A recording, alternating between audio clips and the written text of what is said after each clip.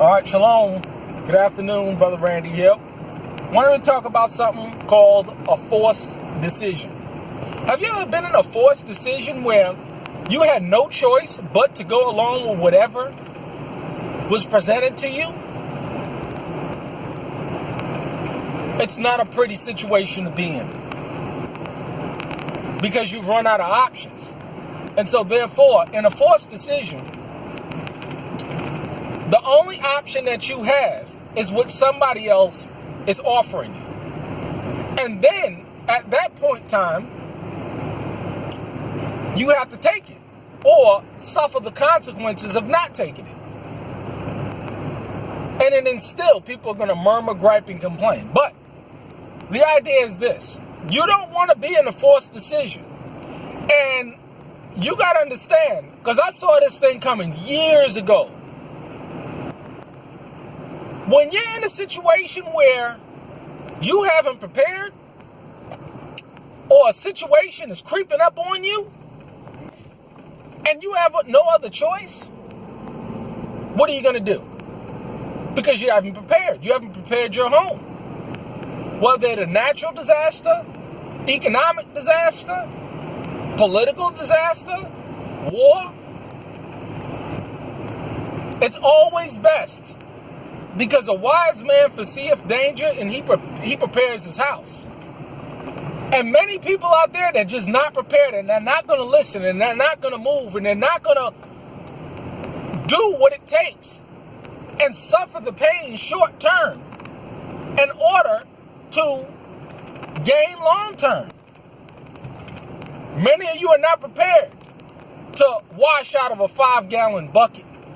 Many of you are not mentally prepared to heat your own home, or in a wood stove, or to cook outside on a silver fire or something like that.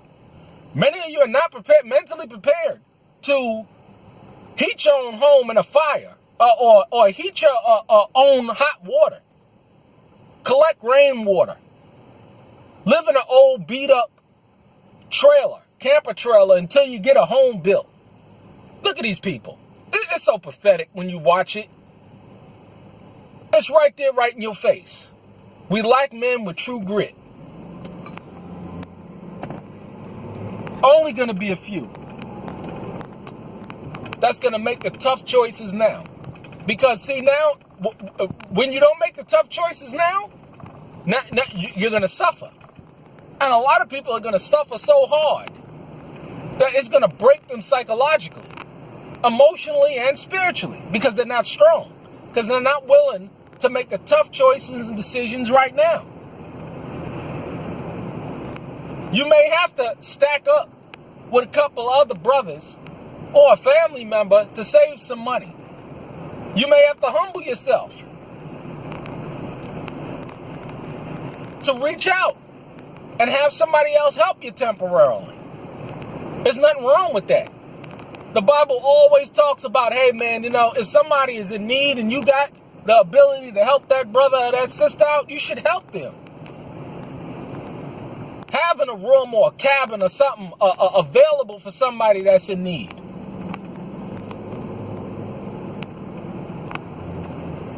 Having extra food on hand for somebody that may be in need.